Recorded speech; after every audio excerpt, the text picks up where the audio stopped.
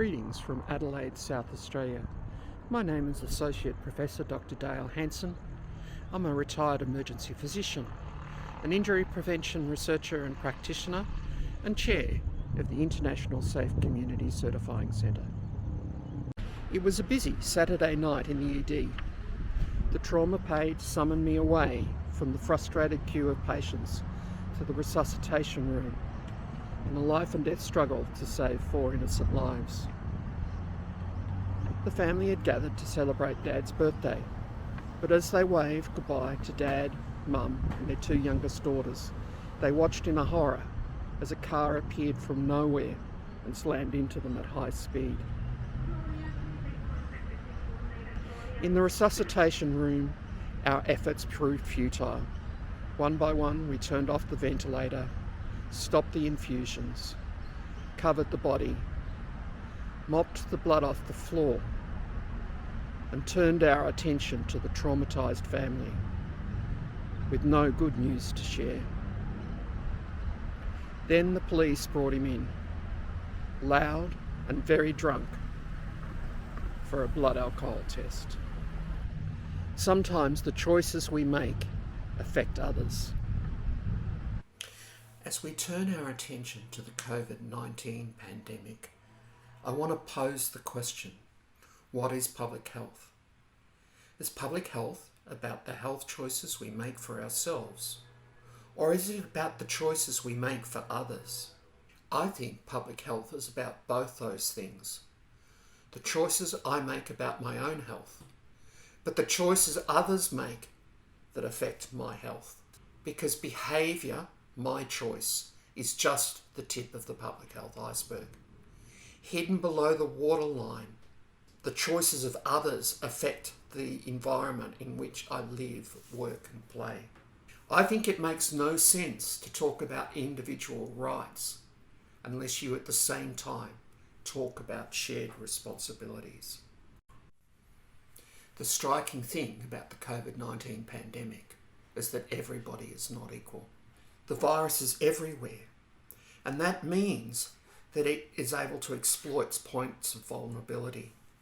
They may be individuals that are particularly susceptible because of their health issues or their behaviour, but also there are super spreader environments. It's clear that now that the 3 C's of COVID environments is very important. Closed environments, crowded spaces, people in close quarters.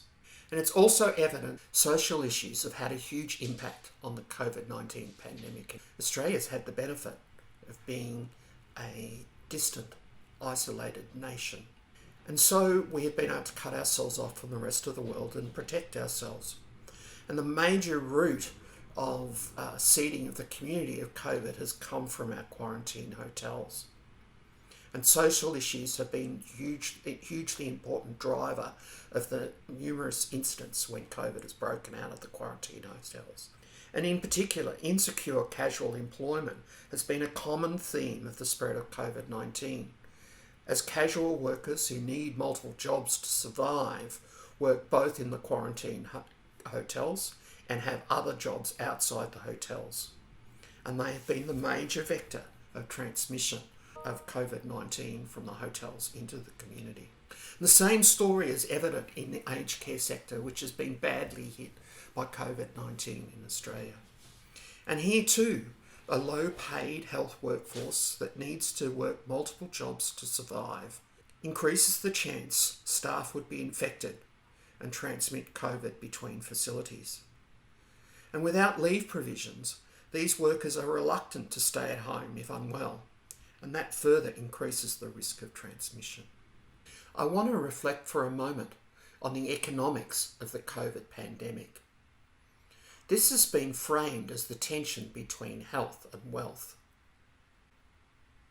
And many have argued that we need to be prepared to sacrifice some human life or well-being in order to protect the economy. And this is sad because it's not true. This graph compares the number of deaths with the reduction in gross national product.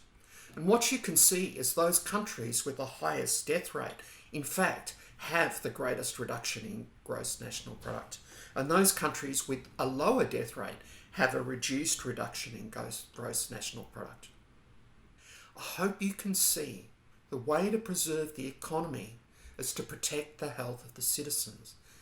We cannot have a healthy and thriving economy unless our citizens are healthy, safe and well, because health is wealth.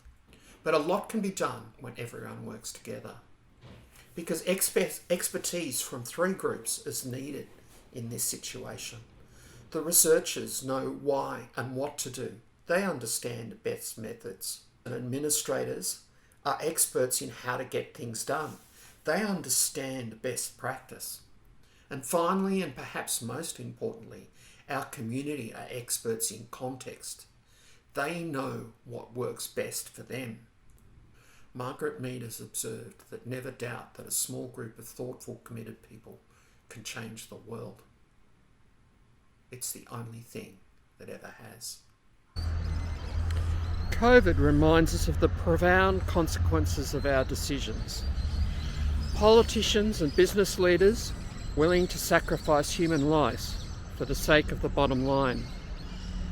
Health systems that depend on vulnerable, poorly trained and underpaid workers who require multiple jobs to survive, exposing themselves and others to the virus. Individuals who value their own freedom of speech and personal rights more than the truth and the well-being of others. What do we do about people that are so drunk on alcohol that they can't safely drive? But what do we do about people who are so drunk on misinformation that they cannot safely engage in life?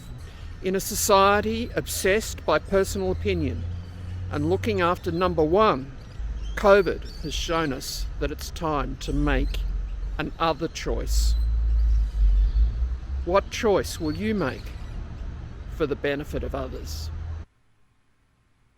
Thank you.